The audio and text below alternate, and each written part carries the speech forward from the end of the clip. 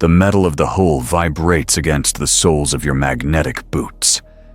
That is the first thing you learn to trust, not the voice of the foreman in your ear or the readouts on your retinal display, but the vibration. It tells you the station is alive. It tells you the atmosphere scrubbers are still wheezing, pushing stale recycled air through miles of rusting ducts. Out here in the void, the silence is heavy. It presses against the reinforced glass of the helmet like a physical weight, demanding to be let in. I was scraping hull plate sector 7G. It's mindless work. You take the thermal lance, you heat the accumulation of void ice and waste particulates until they sublime into gas, and you watch them drift away. It is peaceful. You would have liked it. It's the only place where the constant grinding noise of the mining drills doesn't give you a migraine.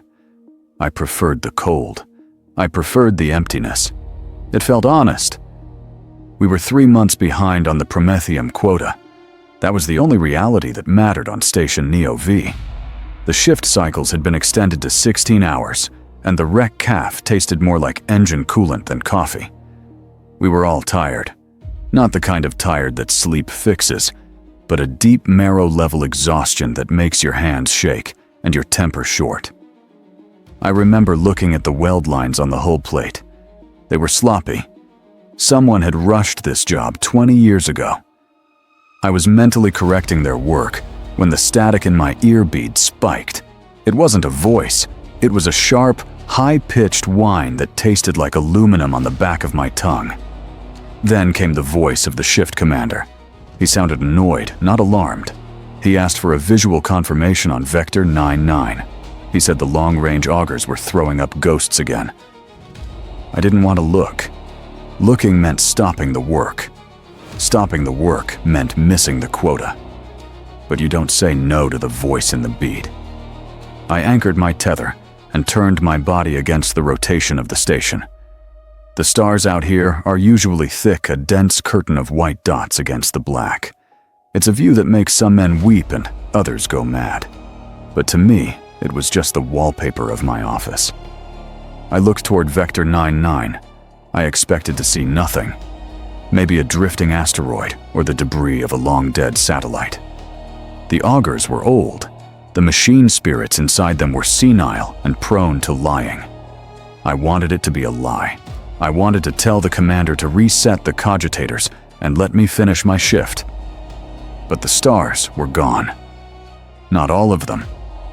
There was a circle of absolute darkness in the distance, a perfect obsidian disk that blotted out the starlight behind it. It wasn't a ship. Ships have running lights, engine flares, the erratic geometry of manufacture. This was a void within the void. It was too big to be a ship and too dark to be a planet. It looked like a hole had been punched through the fabric of the universe. I squinted, letting the auto senses in my helmet cycle through spectrums. Thermal showed nothing. Radiation showed nothing. It was just a shadow that was getting larger. The cold from the void seemed to seep through my suit, then a chill that had nothing to do with the temperature regulators. I felt observed. I felt like a microbe under a slide waiting for the cover slip to drop. Visual negative, I said into the Vox. My voice sounded flat, mechanical. I lied. I don't know why I lied. Maybe I thought that if I didn't acknowledge it, it would go away. Maybe I was protecting the routine. The commander grunted in my ear, satisfied with the answer he wanted to hear. He blamed the interference on solar flares and told me to get back to work. I turned my back on the shadow. I ignited the thermal lance. The blue flame hissed in the vacuum, a comforting, destructive sound. I focused on the ice. I focused on the weld lines. I told myself it was just a sensor glitch. I told myself the darkness hadn't moved. But the skin on the back of my neck prickled the way it does when you know someone is standing right behind you in a dark room. The shift ended 4 hours later. Re-entering the airlock is always a violent transition. The pressure equalizes with a scream of air, and gravity grabs you by the stomach. I racked my suit in the armory, hanging it next to 100 others. They looked like flayed skin swinging on hooks. The locker room smelled of unwashed bodies and synthetic disinfectant, a smell that usually made me gag. But tonight it smelled like safety. It smelled like humanity. I saw Jensen sitting on the bench opposite me. He was a good worker, quiet, kept his head down. He was staring at his hands. His knuckles were white. He looked up at me, his eyes rimmed with red, and asked if I had seen the screens on the bridge before they cut the feed. I told him I hadn't. I told him I was just a hull scraper. He didn't believe me. He leaned in close, his breath smelling of stale rations. He whispered that the navigators were weeping. He said the astropaths, the psychic beacons we used to call for help, had all started screaming at the exact same second. Then he laughed. It was a dry, brittle sound. He said they weren't screaming in fear. He said they were screaming in recognition. I pushed past him. I didn't want to hear it. I wanted my ration pack. I wanted to sleep. I wanted the vibration of the station to lull me into a dreamless dark. I walked to the mess hall, keeping my eyes on the floor plates, counting the rivets. 1, 2, 3, 1, 2, 3. The mess hall was quieter than usual. People were eating with a mechanical intensity, eyes darting to the viewing ports that had been shuttered with blast shields. The official announcement was a radiation hazard drill. No one believed it. You could taste the tension in the air, a metallic tang that coated the back of the throat. I sat alone. I ate the protein paste without tasting it. I kept thinking about the circle of darkness. It was etched into my retinas. Every time I blinked, I saw it. It wasn't just blocking the stars.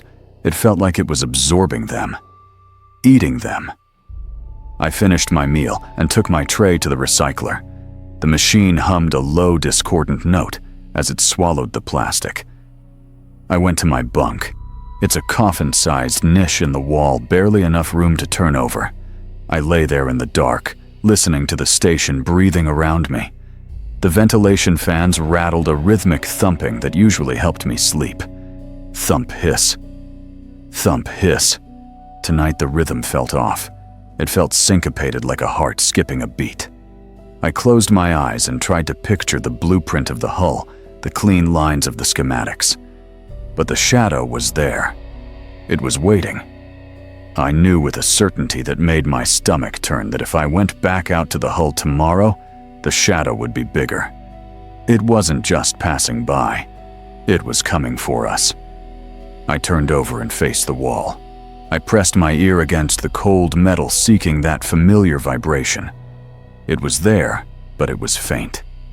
And underneath it, buried deep in the subsonic frequencies of the station's superstructure, there was something else. A low, steady drumming. It sounded like fingers tapping on glass, thousands of miles away, or right on the other side of the wall. I pulled the blanket over my head. The sensors were glitching. That's what they said. That's what I chose to believe. The routine would save us. It had to. Sleep didn't come. It retreated into the corners of the room, pushed away by the lights.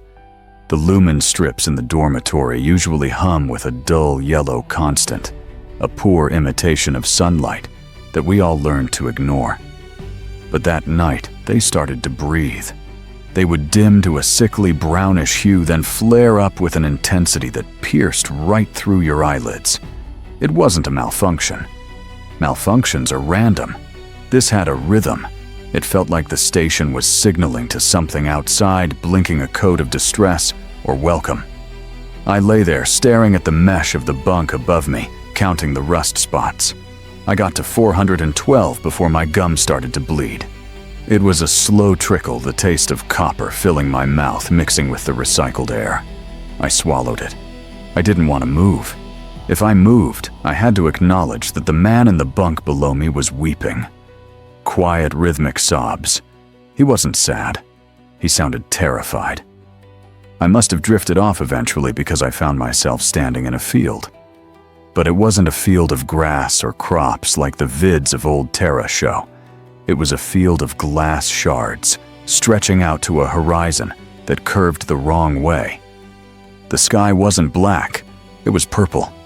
Not the purple of royalty or flowers, but the purple of a deep old bruise, a hematoma on the face of the universe. The air smelled of ozone and burning hair. In the dream, I looked down at my hands, and they were translucent. I could see the bones, the veins, but the blood pumping through them wasn't red. It was light. It was liquid starlight. And then the sky opened its eye, a massive slit pupil that spanned the galaxy. I tried to scream, but my mouth was filled with that thick purple light. I was drowning in it. I woke up screaming. I wasn't the only one. It was a chorus.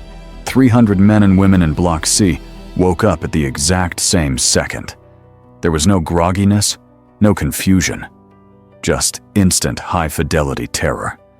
We all sat up in our bunks, chests heaving eyes wide. The silence that followed was worse than the screaming. We looked at each other, and we knew. We had all been in the same place. We had all seen the same sky. No one said a word. What do you say? Did you see the eye? It sounds like madness. So we did what we always do. We got up, we put on our boots. We pretended routine was a shield that could block out a psychic assault. The fresher units were crowded.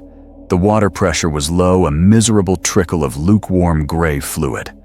I splashed it on my face, trying to scrub away the feeling of the dream. I looked in the mirror. My eyes looked older. The capillaries had burst in the whites, making them look pink. I opened my mouth to check my gums. They were inflamed, swollen. I spit into the basin. The spittle was red, bright against the gray metal. But as I watched, the red swirled. It didn't dissolve. It separated into tiny, oil-like droplets that shimmered. For a second, just a microsecond, I saw a geometric pattern form in the blood. A perfect octagon. Then the water washed it away. I gripped the sides of the sink until my knuckles cracked. I told myself it was the lighting. The lights were still flickering, casting strange shadows that danced when you weren't looking directly at them. Breakfast was a somber affair. The Nutra paste tasted like ash. I sat across from Devore, a loader from the cargo bay. He was a big man built like a bulkhead, usually loud and full of terrible jokes. Today he was staring at his spoon. He had a bandage on his thumb. Cut it on a crate, he mumbled, noticing my gaze. Stupid. Just a scratch. He peeled back the edge of the bandage to adjust it. I saw the wound. It wasn't scabbing over. The flesh around the cut was iridescent. It shone with a faint pearlescent sheen like oil on water. It wasn't infected. It looked like the skin was changing into something else, something mineral. Davor saw me looking. He quickly covered it up. "It's fine," he said, his voice too loud. "Just needs some antiseptic." He didn't need his paste. I had to get to my shift. The walk to the airlock felt longer than usual. The gravity plating felt uneven, heavy in some spots, light in others. It made me stumble, made me feel like I was walking on the deck of a ship in a storm, even though the station was stable. I passed a viewport on Deck 4. The blast shields were supposed to be down-locked by command, but one of them had jammed halfway. A crowd had gathered. They weren't speaking. They were just staring out into the void. I should have kept walking. I should have reported to the foreman. But the pull was physical. It hooked behind my navel and dragged me to the glass. The shadow was gone. In its place was the planet. It had moved closer, impossibly fast. It filled the frame of the window, a colossal sphere of swirling storms. It wasn't just purple. It was every color that shouldn't exist in nature, churned together in a violent soup of atmosphere. Clouds the size of continents rotated in opposite directions. And there were lightning strikes, arcs of energy that must have been thousands of miles long, that didn't flash white, but black. They carved scars into the clouds. It was beautiful. That's the horror of it. It was the most beautiful thing I had ever seen. It triggered a reverence in me, a desire to fall to my knees and weep. "It's watching us," someone whispered. I didn't know who said it. It could have been me. The planet didn't have a face, but it had a presence, a focused, malicious intent. It hung there in the dark, defying orbital mechanics, defying physics. A rogue planet shouldn't be this warm. I could feel the heat radiating through the 4 inches of reinforced plasteel. It wasn't thermal heat. It was a fever. The glass of the viewport began to vibrate. Not the mechanical vibration of the engines, but a high-frequency hum that made my teeth ache. A servitor unit rolled past us, its treads clanking on the deck. It was a mindless drone programmed to scrub floors. It stopped in front of the window. Its optical sensors clicked and whirred, focusing on the planet. Then, without a command, it raised its cleaning arm and smashed it against the glass. Once, twice. The sound was like a gunshot. The crowd flinched back. The servitor raised its arm for a third strike, intending to breach the hull to let the void in. An enforcer stepped forward and put a bolt round through its chassis. The machine collapsed, sparking. But as it died, its speaker unit crackled. It didn't play a malfunction alert. It laughed, a distorted digital loop of a human laugh. "Clear the deck," the enforcer shouted, his voice cracking. He sounded young. He sounded scared. "Get to your stations. This is a restricted area." We scattered like roaches when the lights turn on. I walked fast, my heart hammering a frantic rhythm against my ribs. I looked at my hands. They were trembling. I rubbed my thumb against my fingertips, expecting to feel skin. But for a second, they felt smooth, cold, like polished stone. I got to the airlock. The foreman was there, checking names off a slate. He looked tired. His skin had a grayish cast, and his eyes were darting around the room, avoiding contact. "You're late, Harlan," he said. But there was no heat in it. He didn't care. "Suit up. Sector 7G needs finishing." I nodded. I walked to my locker. I opened it and stared at my suit. The helmet visor was dark, reflecting my face, but the reflection wasn't moving. I blinked. The reflection didn't. It just stared back at me with a flat, calm expression I haven't felt in years.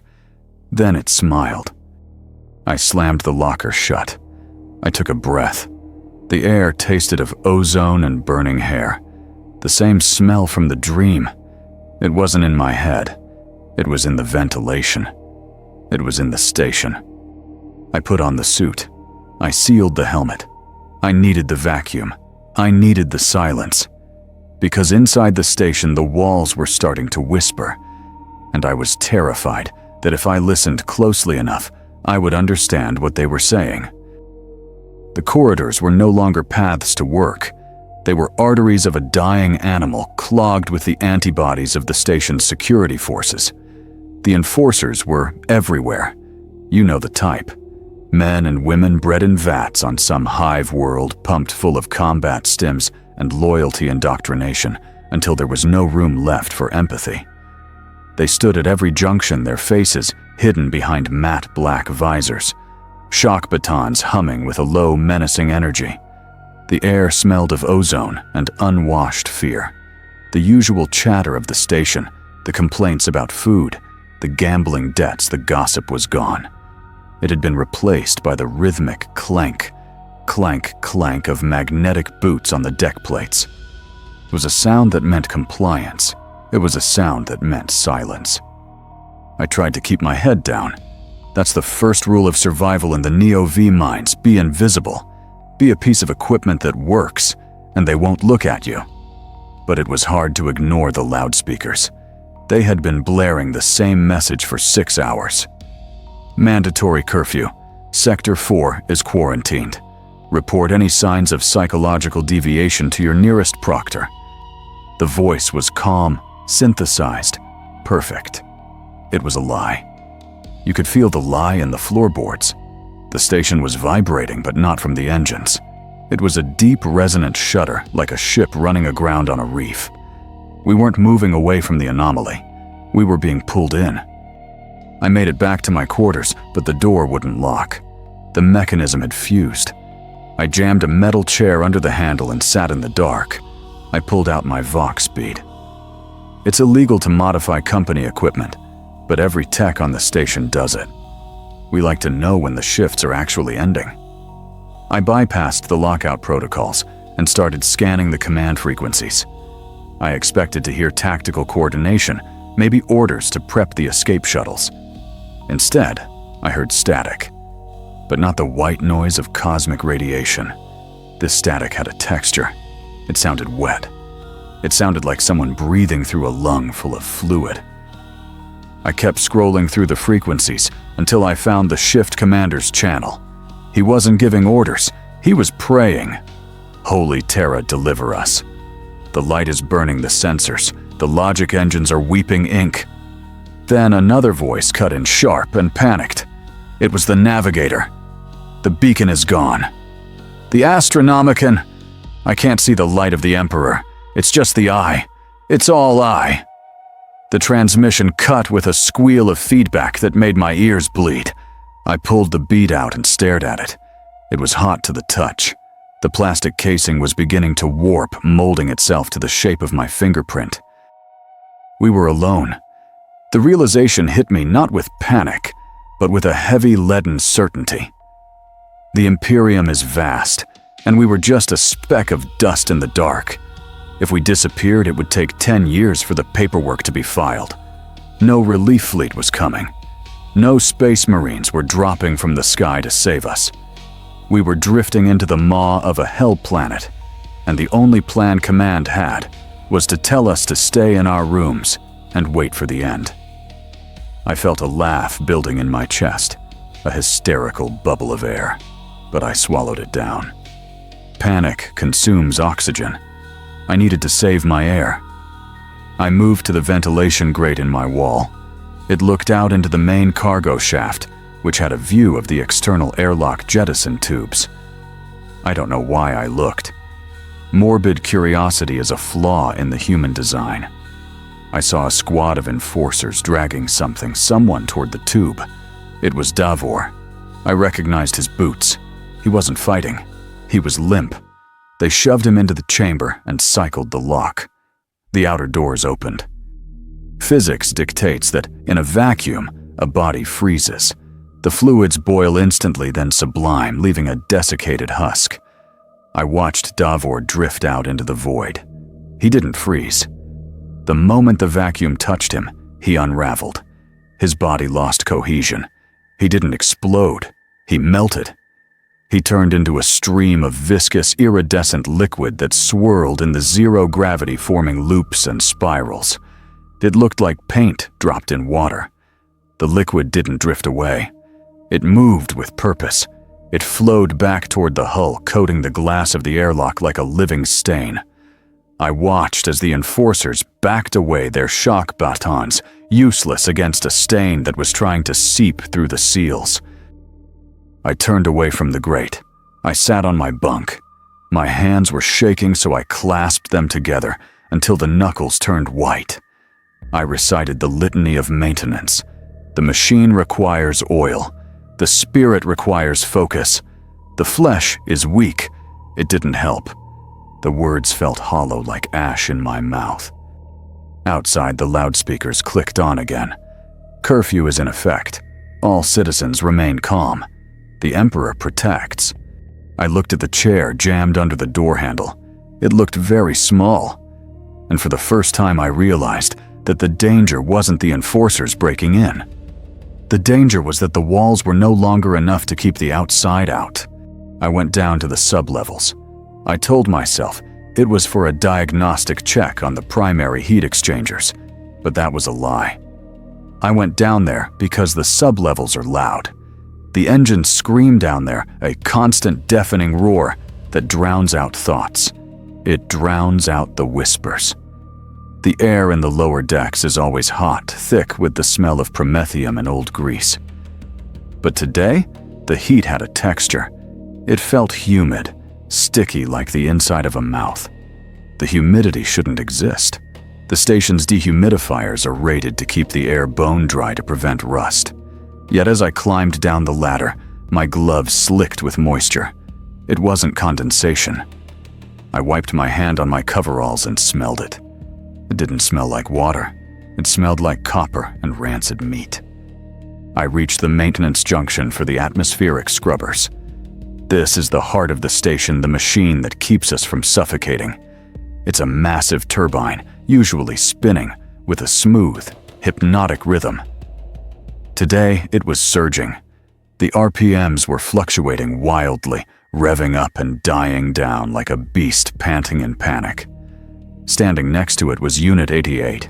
It was a heavy lifter servitor, a lobotomized cyborg designed to haul coolant tanks. It had been part of the station furniture for 10 years. I knew its serial number better than I knew the names of half the crew. It was standing perfectly still, which was wrong. Servitors don't idle. They work or they power down. Unit 88 was vibrating. I approached it slowly. Unit 88, I said. Report status. My voice sounded small against the roaring of the turbine. The servitor didn't turn. It didn't acknowledge the command codes. Instead, it raised its hydraulic claw, a tool capable of crushing steel beams, and brought it to its own chest. It wasn't a repair protocol. The claw dug into the heavy plating, protecting its biological components. Metal screeched against metal, a sound like a fork dragging across a chalkboard, magnified 1,000 times. Sparks showered down, illuminating the dark oil that was beginning to pool around its treads. But it wasn't just oil. There was red mixed in with the black. Unit 88. Cease, I shouted, backing away. The servitor ignored me. With a wet, tearing sound, it ripped the chest plate free. Underneath the wetware components, the human organs that power the machine were exposed. They were pulsing. They were swollen tumorous, pushing against the wires and tubes that kept them alive. And then the speaker grill on the servitor's jaw clicked open. I expected a malfunction alert. I expected the binary screech of a logic error. Instead, a sound came out that froze the blood in my veins. It was a giggle, a soft, wet, childlike giggle. It tickles, the machine said. The voice was synthesized flat, but the words were insane. The metal tickles. I have to get it out. I watched, paralyzed, as the servitor drove its claw into its own exposed organs. It wasn't suicide. It was an attempt at liberation. It tore out the pumps and the filters, throwing wet chunks of biology and machinery onto the floor. The turbine behind it roared louder, as if cheering it on. The laughter coming from the speaker grew to a shriek, looping over and over, distorted by the static. I turned and ran. I scrambled up the ladder, my boots slipping on the greasy rungs. I didn't look back. I could hear the wet thud of parts hitting the deck plates. I could hear the laughter echoing in the ventilation shafts chasing me up through the levels. I made it back to the mid-deck, gasping for air. I leaned against a bulkhead, my chest heaving. The air tasted sweet. That was the worst part. The air coming out of the vents wasn't stale anymore. It had a sickly, floral sweetness to it, like rotting lilies. I looked at the vent grate above my head. The fans were spinning, pushing this new atmosphere into every room, every lung on the station. I realized then that Unit 88 hadn't just been breaking itself. It had been celebrating.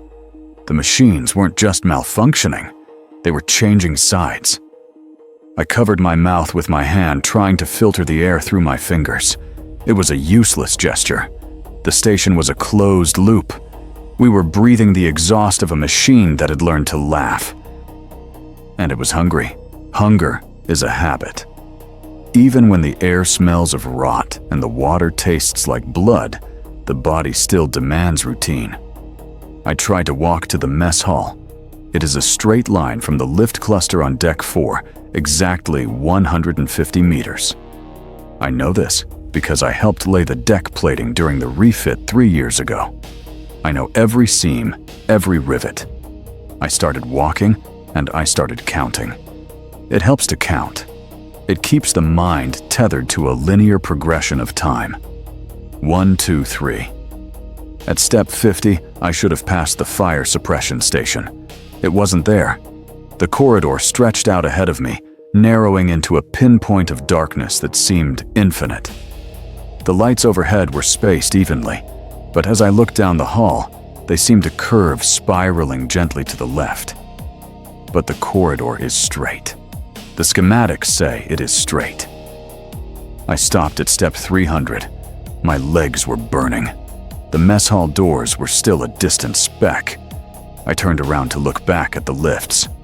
They were gone. Behind me was just more corridor stretching back into the same impossible spiral. I felt a wave of nausea, a deep inner ear vertigo that made the world spin. The gravity wasn't changing, but my perception of it was. The floor felt like it was tilting downhill, dragging me forward. I closed my eyes and leaned against the wall. The metal felt warm, not hot like an engine, but warm like a living thing. It felt soft. I pushed my finger against the bulkhead, and for a terrifying second, the steel yielded like stiff rubber before hardening again. I didn't scream. I just started walking again. There was nowhere else to go. When I finally reached the mess hall, it took 512 steps. The doors were wide open.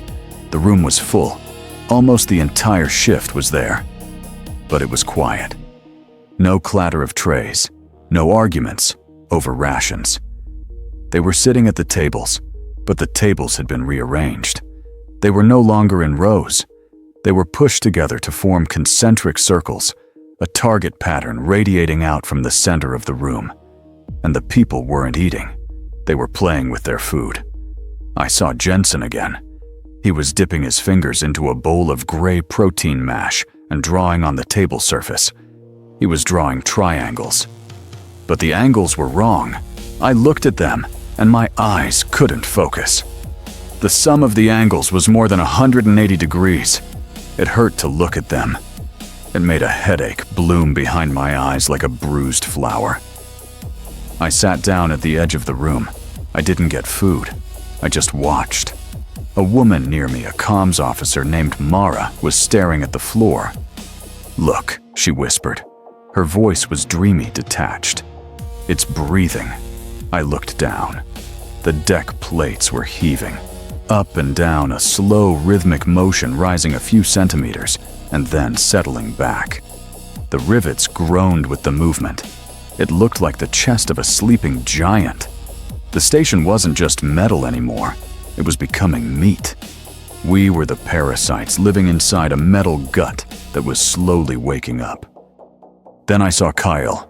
He was a welder, a practical man who didn't believe in ghosts. He was standing in front of the north wall.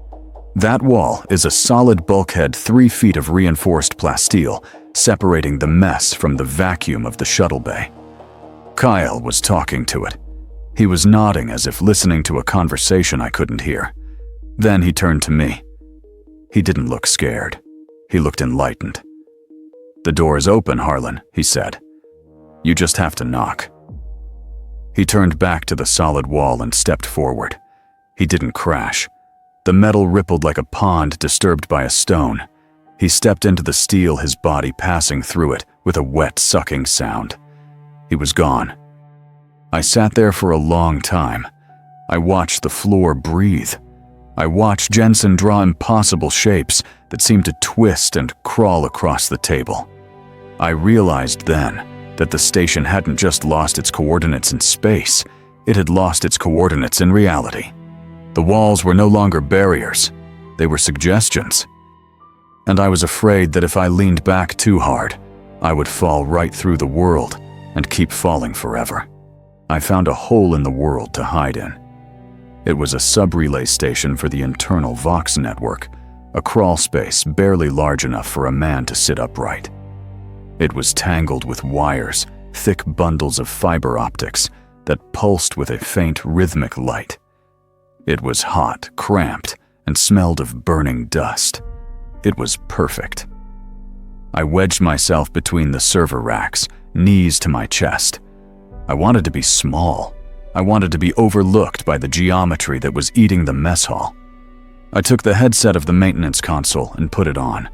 I needed to know if anyone was left.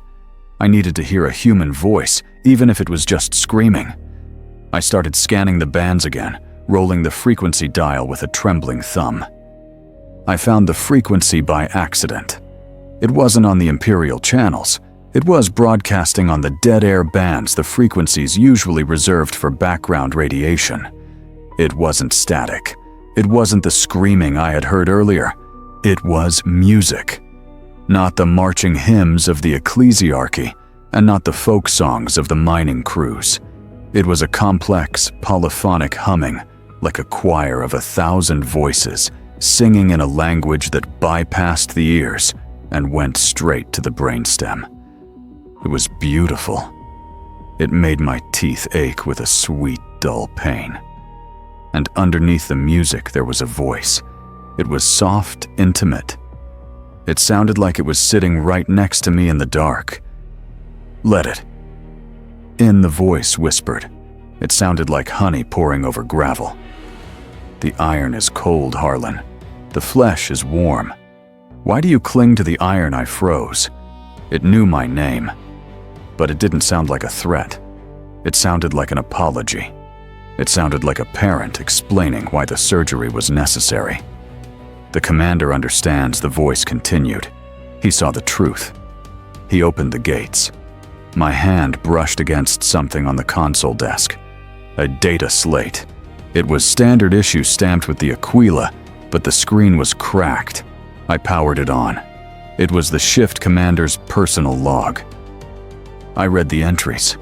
They weren't the frantic scribbles of a madman. They were calm, meticulous notes on the best way to disable the Geller fields, the shields that protect us from the warp. He hadn't been overtaken. He had been convinced. The last entry was a video file.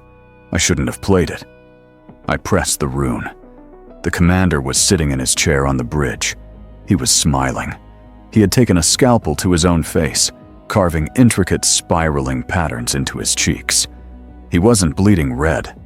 He was bleeding light. "I have given them the station," he said to the camera, his voice brimming with pride. "It is my offering. It is my tithe. Do not fear the pain, brothers. Pain is just the sensation of the soul expanding." I turned off the slate. I sat in the dark, listening to the choir in my headset. The terror was still there, but it was changing. It was becoming heavy lethargic. I felt tired. So incredibly tired. The voice was right. The floor was hard. The air was cold. The struggle to survive felt pointless, a frantic treading of water in an ocean that had no shore.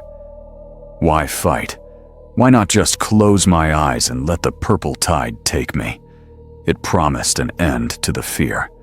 It promised that I would be part of something greater than a mining quota. I looked at the black screen of the console monitor. It was reflective, a dark mirror in the gloom. I looked at my own face in the glass. I looked haggard, my eyes sunk in my skin, pale and greasy. I stared at myself, feeling a wave of pity for this broken little man hiding in a box. I didn't move a muscle. My face was a mask of despair.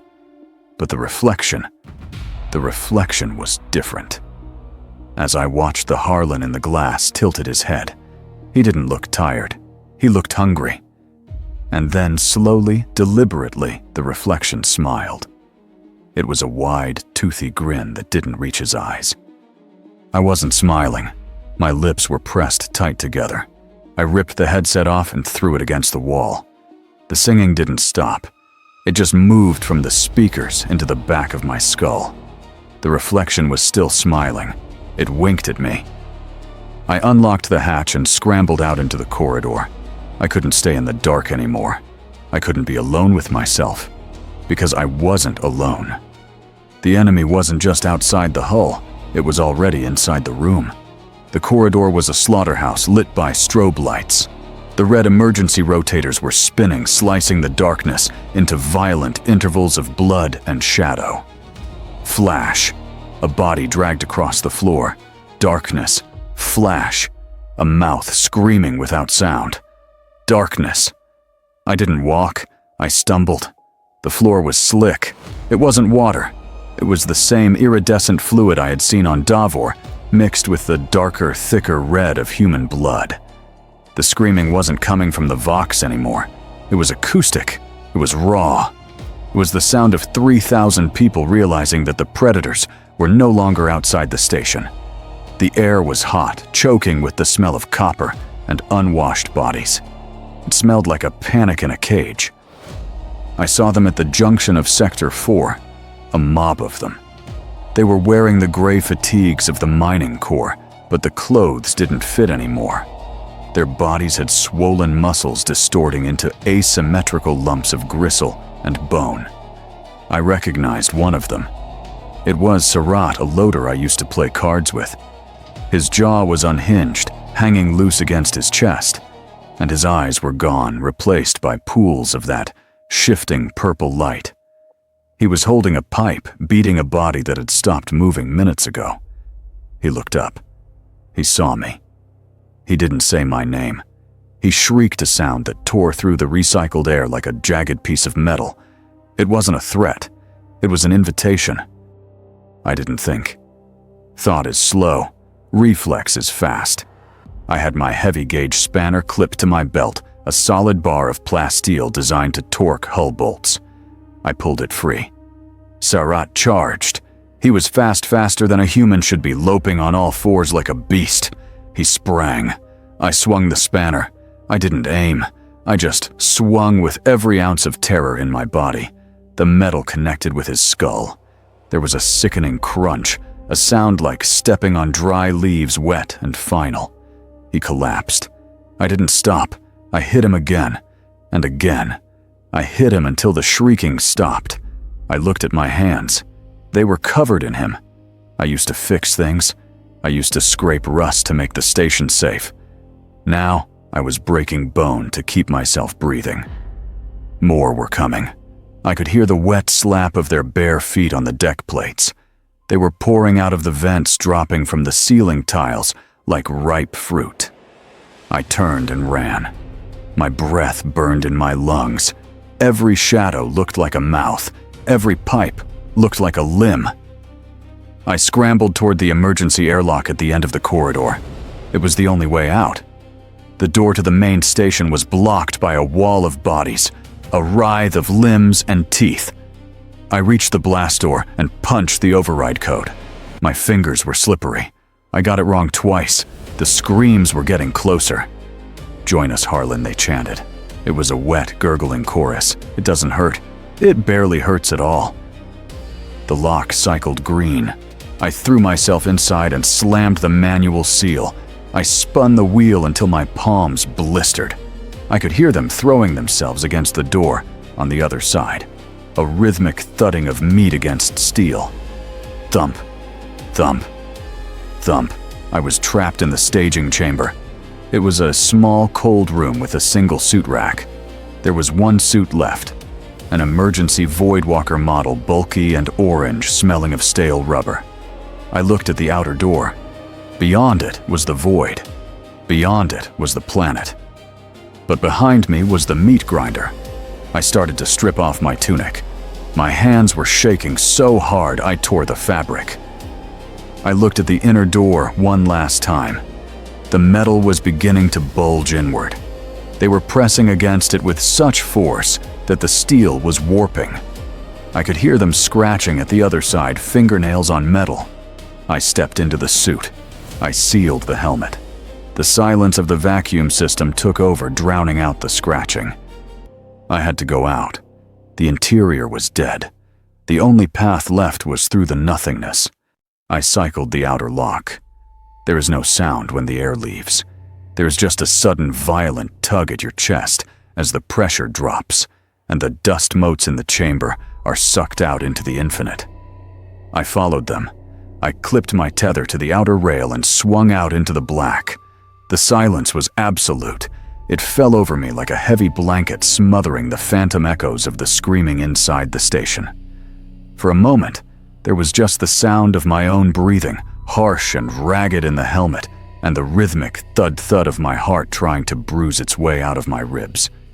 I turned my head. I looked down at the hull I had spent years scraping.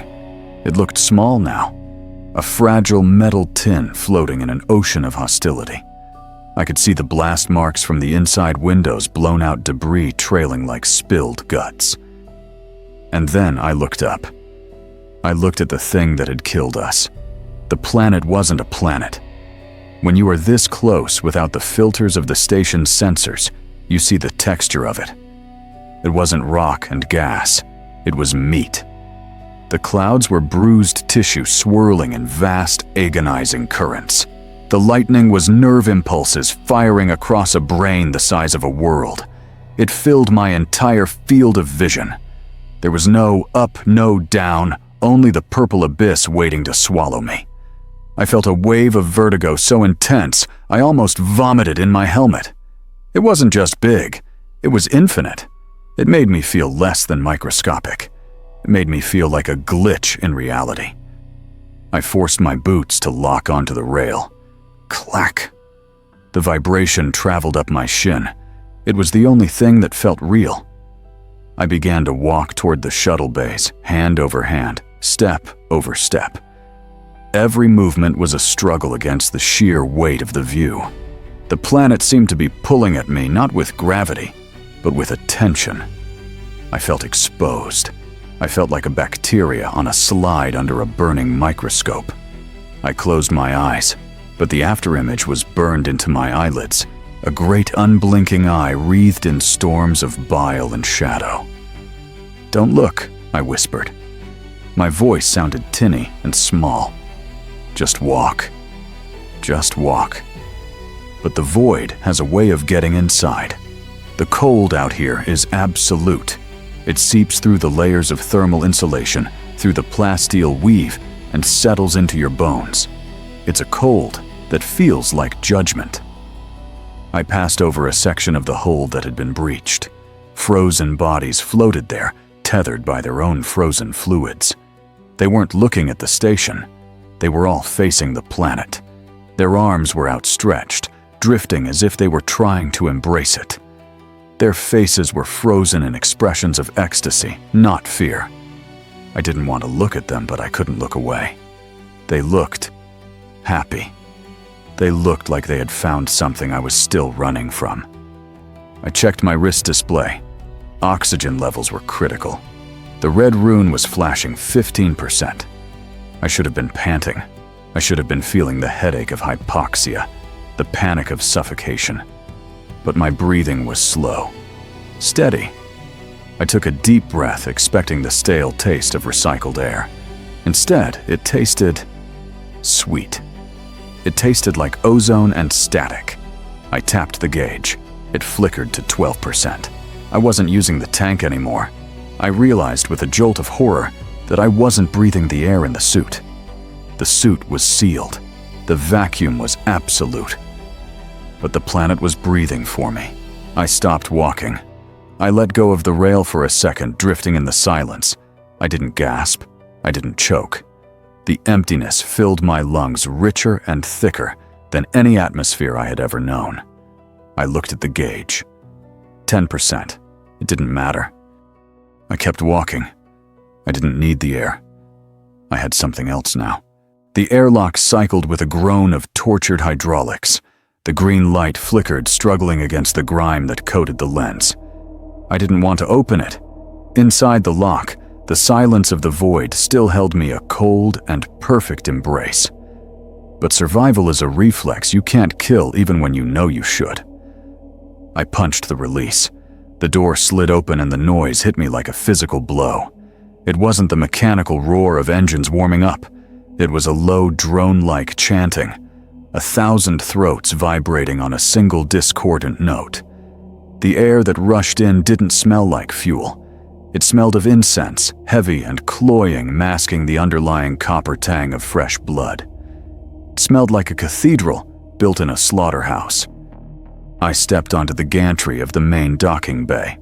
This was where the heavy haulers usually docked, where the ore was loaded for transport to the refinery worlds.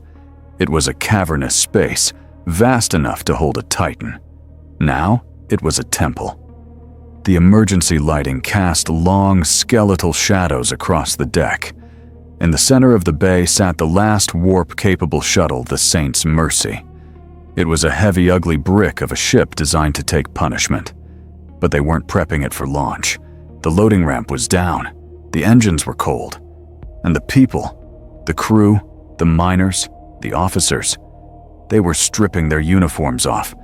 They were carving symbols into the hull, plating with welding torches and knives, turning the ship's identification numbers into jagged, weeping runes.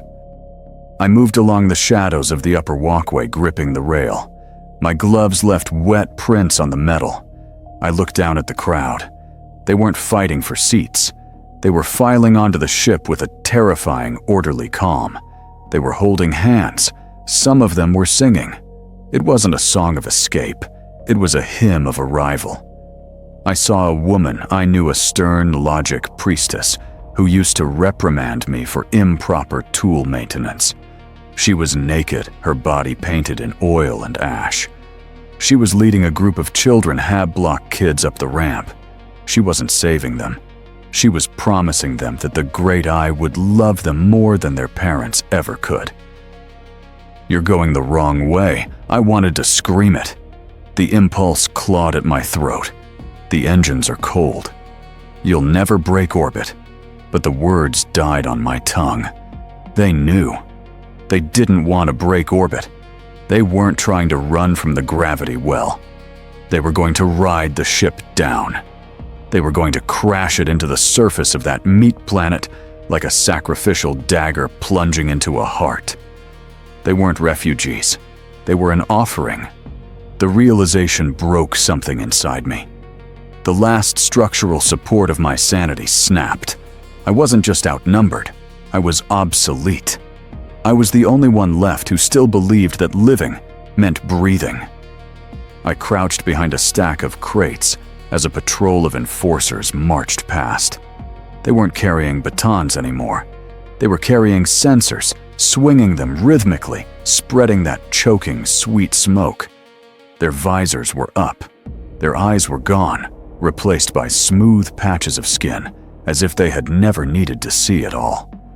"Blessed is the blindness," one of them murmured, "for it allows us to feel the truth." I waited until they passed. I looked at the shuttle one last time. It was full. The ramp was closing. The crowd outside was cheering, weeping with joy, as the airlock doors to the void began to open without the safety fields. They wanted the vacuum. They wanted the kiss of the planet. I couldn't watch. I couldn't watch them die happy. I turned away from the bay, away from the only ship that could have taken me home. There was a maintenance hatch near the fuel pumps, a small, greasy square of metal that led into the guts of the station's waste processing. It was dark. It smelled of sewage and chemical decay. It was the only place left that didn't smell like incense. I pulled the hatch open. I didn't look back at the Saint's Mercy. I slid into the darkness, sealing the hatch above me. I locked it from the inside. I wasn't escaping anymore. I was just digging a grave. The tunnel was barely wider than my shoulders. It was a waste overflow conduit, a rusted throat designed to vomit chemical sludge into the void. It was dry now, coated in a crust of toxic residue that flaked off as I dragged myself deeper into the dark. I wanted to be buried. I wanted the weight of the station to crush me before the planet could take me. But the darkness wasn't empty. It was filled with the sound of scratching. At first I thought it was rats. We have void rats, hairless things that chew through insulation. But the scratching wasn't coming from the walls. It was coming from inside my suit. It was coming from inside my skin. I jammed my back against the curved wall and ripped the glove off my right hand. The air in the tunnel was freezing, but my hand was burning. It felt like I had dipped it in boiling oil. I clicked on the small service light on my shoulder. The beam was weak, flickering, but it was enough to show me the truth. My hand. It wasn't my hand anymore. The fingers had lengthened, stretching like pulled taffy. New joints had cracked into existence between the old ones, making the digits writhe with a spider-like dexterity. The skin was gone. In its place was a glistening translucent shell, hard as chitin, shifting in color from bruised purple to an oily black. I stared at it. It moved without my command, the fingers flexing, testing the air independent of my will. I felt a surge of revulsion so pure it tasted like bile. "Get out," I hissed. I grabbed a jagged piece of scrap metal from the floor, a broken fan blade, sharp and rusted. I didn't hesitate. I slammed the metal down onto my own wrist. I sawed at the mutation. I wanted to cut the infection away. I wanted to be a stump, a cripple, anything but this. The blade bit deep. I felt the grind of metal on bone. But there was no pain. That was the horror of it. There was just a dull pressure, a sensation of release. I hacked through the gristle. I severed the extra joints. The alien fingers fell to the floor, twitching in the dust. I dropped the blade, panting, cradling my mangled hand against my chest. I waited for the blood. I waited for the shock. But the wound didn't bleed. It bubbled. A thick, iridescent foam surged from the cut, sizzling like acid. I watched, paralyzed, as the foam hardened. It wove itself into new strands of muscle, new lattice of bone. In seconds, the fingers were back. They were longer this time, sharper, and they were tapping against my chest plate. Tap, tap, tap, a rhythm of mockery. The itch returned, spreading up my forearm, past the elbow, digging into the meat of my shoulder. It felt like 1,000 tiny legs burrowing toward my heart. I dropped my head back against the rusted pipe. I laughed. It was a wet, broken sound. I had tried to cut out the cancer, but I was the cancer. The thing on the floor, the severed fingers, they were still moving. They were crawling back toward me, dragging themselves through the dirt, like loyal dogs returning to their master. I didn't kick them away. I watched them merge back into my boot, absorbing into the rubber, as if matter itself had forgotten the rules. "It doesn't hurt," a voice said. It wasn't the whisper from the Vox. It wasn't the chanting from the Bay. It was clear. It was rational. And it was my voice. It was speaking from inside the center of my brain. "Why are you fighting the upgrade, Harlan? The flesh is weak. We are making it durable. We are making it ready for the atmosphere." I looked at my hand again. I flexed the 7 fingers. The movement was fluid, perfect. I ran the tips of them over my face. My skin felt rough, scaly. My jaw felt loose, as if the hinges were dissolving. I closed my eyes. I stopped scratching. The itching stopped the moment I accepted it. The moment I stopped thinking of it as an invasion and started thinking of it as a bloom. I wasn't dying, I was hatching. The end didn't sound like an explosion. It sounded like a sob. A long, groaning complaint of metal that had been asked to hold together for too long and finally gave up. I felt it through the soles of my boots before I heard it. The vibration that had been the heartbeat of Neo-V for decades simply stopped. The constant thrum of the atmosphere scrubbers, the rumble of the ore crushers, it all died in a single heartbeat. Then came the screech. It was the sound of the station's spine snapping. The structural keel, a beam of adamantium distinct as a mountain range sheared in half. The floor beneath me buckled. The walls of the conduit groaned and twisted like wet cardboard. I wasn't thrown to the ground. I was thrown into the air. Gravity didn't fail. It just decided to change allegiance. For years, the artificial gravity plates had pulled us down toward the deck. Now the planet outside reached up and took us. I drifted upward, my boots, leaving the grime of the floor. dust screws and droplets of that iridescent blood floated with me, a suspension of debris in the sudden quiet. I tumbled through the air, bouncing gently off the ceiling, which was now just another wall. The station was disintegrating around me. I saw the hull plates peeling away like skin from a fruit, exposing the skeletal framework to the purple light outside. It wasn't violent. It was slow. It was graceful. I floated out of the ruptured conduit and into the remains of the central plaza. It was a cavern of floating junk, tables, chairs, data slates, and bodies drifted in a slow, mesmerizing dance. The bodies weren't screaming anymore. They were limp, their arms trailing behind them like seaweed in a current. I spun slowly in the zero-G, watching the ceiling tear open. The stars were gone. There was only the planet. It filled the sky, a wall of bruising storms and lightning that clawed at the station's remains. We weren't falling. We were being inhaled. The atmosphere of the planet was reaching up to meet us, tendrils of violet fog wrapping around the broken spires of the station. I saw things in the fog.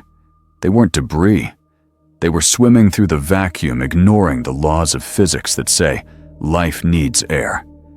They looked like eels made of smoke or angels with wings of wet oil. They circled the falling wreckage, weaving between the broken bulkheads. One of them drifted close to me. It didn't have a face, just a smooth surface that reflected the lightning. It brushed against my suit. I didn't feel an impact. I felt a cold shiver of pleasure that started at the base of my spine and wrapped around my throat. It was welcoming me. It was an escort. The heat shield tiles were stripping off the outer hull, sparking as they hit the upper atmosphere. Usually, re-entry is a violent burn, a crematorium of friction. But there was no fire. The friction didn't produce heat. It produced sound. A low harmonic humming that vibrated the fluid in my inner ear. The station was singing as it died. I watched a massive chunk of the habitation ring, break off and tumble away. I saw the little windows of the crew quarters flickering with that same purple light. I wondered if Jensen was in there. I wondered if he was finally finished with his drawing. I didn't try to grab onto anything. I didn't fire my maneuvering thrusters. I just folded my arms, all of them, across my chest and watched. There was no fear left. Fear requires a future, a hope that things might go back to the way they were. I knew they wouldn't. This was the new baseline.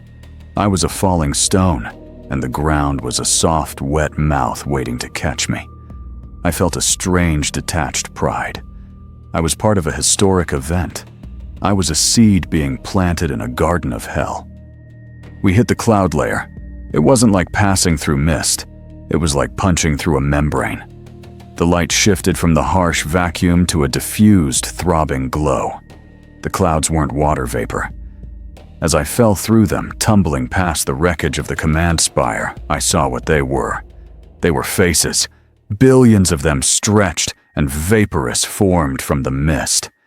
They were mouthless, blind, and eternal. They watched me fall. And for the first time in my life, I felt completely, utterly seen. I didn't die. That is the cruelty of this place. Physics demanded that I die. The terminal velocity of a falling body, the impact against the crust of a planet, the heat of re-entry, all of these things are absolute laws. But here, laws are just suggestions, and they were politely ignored. I woke up half buried in a dune of gray, powdery ash. It wasn't sand, it was bone dust. I knew this because when I pushed myself up, the dust clung to my gloves, and I could see the microscopic serrations of ground-down molars and femurs. The impact crater wasn't a hole, it was a bruise. The ground beneath me wasn't cracked rock, it was flesh-colored silicate that felt spongy, like walking on a giant tongue. The wreckage of the station lay around me in twisted smoking heaps, looking like the skeletal remains of a great metal beast that had been picked clean by vultures. I lay there for a long time listening to the wind. It didn't howl, it whispered. A low, sibilant language of vowels that slid over the dunes, carrying the scent of sulfur and lilacs. It was a smell that shouldn't exist together, the rot of hell mixed with the perfume of a funeral parlor. I reached up to my helmet. The glass was cracked, a spiderweb fracture right over my left eye. The seal was broken. The atmosphere of the planet was leaking in, mixing with the stale air of the suit. I should have been choking. My lungs should have been burning with toxic spores. But I felt light. I felt energized. My chest expanded, taking in the poison greedy and deep. I unlatched the helmet. It fell into the dust with a soft thud. The air hit my face warm and humid. It felt like a lover's breath. I peeled off the gloves. I stripped off the heavy insulated armor of the void suit. It felt constricting a shell for a creature I no longer was. I stood naked in the wasteland, save for the tattered remains of my undersuit. My skin had changed. It was no longer the pale, sun-starved flesh of a void-born worker. It was tough, iridescent shimmering with the same oil-slick colors as the clouds above. The extra fingers on my hand flexed, feeling the wind, sensing the static charge in the air. I looked at them, and I didn't feel horror. I felt admiration. They were tools. Better tools. I started walking toward the main wreckage of the command spire.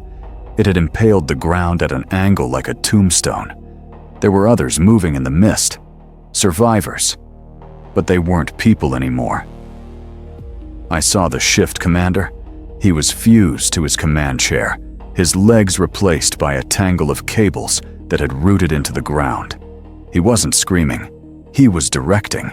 He was pointing at the horizon, with a hand that had become a claw of fused metal and bone. Build, he was chanting. Build for the grandfather. Build for the changer. The survivors were gathering debris, dragging beams and plates, piling them up, not to repair the ship, but to make something new. Something geometric and impossible. I walked past them. They didn't stop me. We were all kin now. I found my toolbox. It had survived the crash miraculously intact. I opened it. The spanners, the laser cutters, the hydro wrenches, they were all there. They looked small, primitive, but they were mine. I picked up the thermal lance. It felt heavy, comforting. I looked at the horizon. The sky was filled with ships, not Imperial ships. Twisted organic vessels that drifted down from the purple clouds like spores, settling on a wound. They were coming to harvest. They were coming to plant.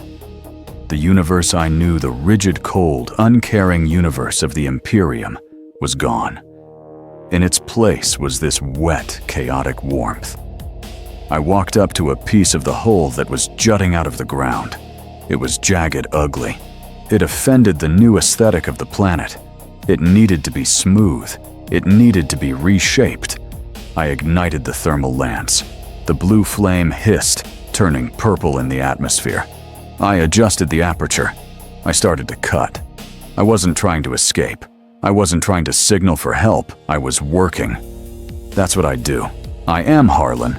I am a hull scraper. The location has changed. The management is different. And the pay is paid in madness instead of credits. But the work remains.